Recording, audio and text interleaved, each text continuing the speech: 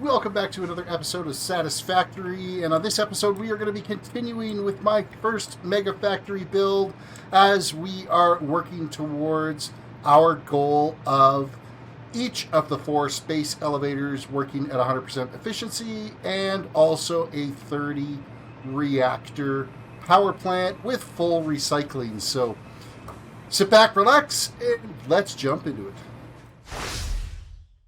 So where we left off in the last episode is we had finished our iron ingot manufacturing facility and we'd also finished our concrete manufacturing.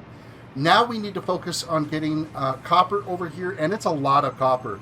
It is 2,700 copper that we need to be crafting into ingots for various manufacturing components. So we've got a lot of work ahead of us to be able to get that much copper over here and also enough smelters all running to be able to handle that. So without further ado, let's go find some copper nodes. So with having to go back and forth to our old factory while we're building this new one to get components, I finally got sick and tired of walking back and forth or flying back and forth or using the Explorer. So I have finally built ourselves a transport tube. We have been transporting along here, and these are like amazing to actually move along through. Like, we just fly through this thing. And you can basically just lose your mind. You can think about things. You can plan some of your next builds because you don't have to interact with this as you're traveling along. So, you know what? This is a phenomenal way to get around your base. Go ahead, get yourself some hyper tubes, build them, and transport yourself from one end of the map to the other end if you want to. Just be careful when you get out on the other side. Give yourself some landing area because you get launched out of the end of this thing. So anyhow, we're diving back into our copper manufacturing, so we'll be back in a bit. But you guys are going to have to forgive me if I sound a little off as I continue recording on this episode.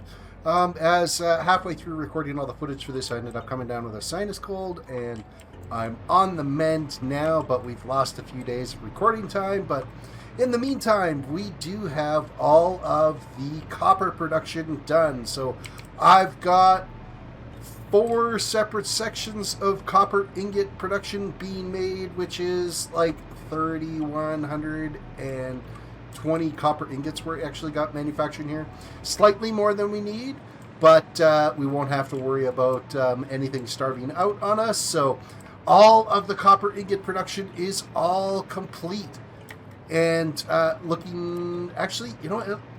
I kind of expected it to take up more space than this, but we've managed to get it condensed up well enough that it's not taking up a huge amount of real estate. So we have our iron ingot production right here, we have our concrete manufacturing right here, and then we have our copper ingot production right here.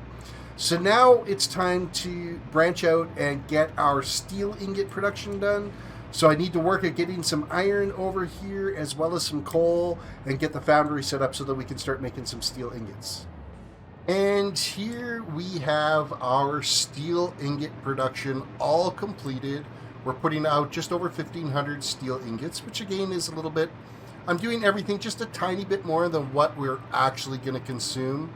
If there is a bunch of leftover stuff, it can always get dumped into an awesome sink. But now our factory is doing all the steel, all the iron, all the copper, and all the concrete. So I think the next thing I'm going to add on this episode here is our Caterium ingot processing. If I can get at least, what is it? I need 1,170 Caterium ore. So we're going to have to go out and find a couple of nodes to be able to combine that up and get that all converted into ingots. And then we can have that all set up here. And then that pretty much takes care of the ingot construction other than getting into aluminum, which is going to be a whole big process. And then we still got to get rubber factories, plastic factories, and our nuclear power plant going. So, yeah, let's find ourselves some Caterium and get it added to this manufacturing area here now. All right, we have completed the Caterium ingot manufacturing line. It's all being fed into these 30 smelters that are here.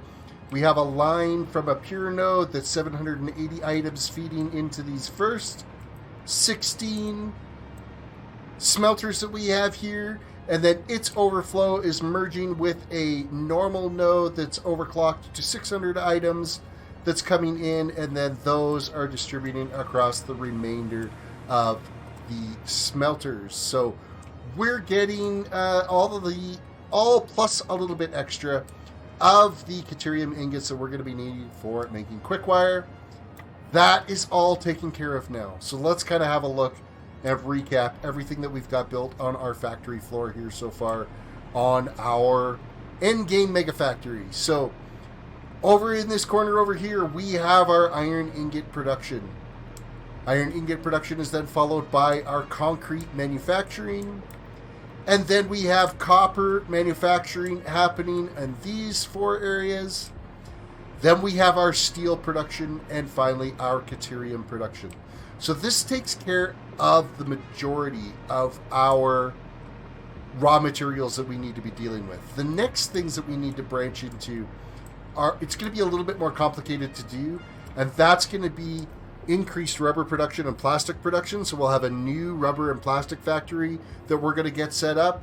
And then we have our bauxite and sulfur being combined to be able to make our aluminum manufacturing facility. So I'm not sure, I'm thinking like aluminum is going to be over that way, oil production is going to be over that way, and eventually I will get all of the materials feeding back to this central factory, and we'll start being able to add floors here to showcase and get into some of the more component manufacturing end of things that's going to be happening. So lots more content to come.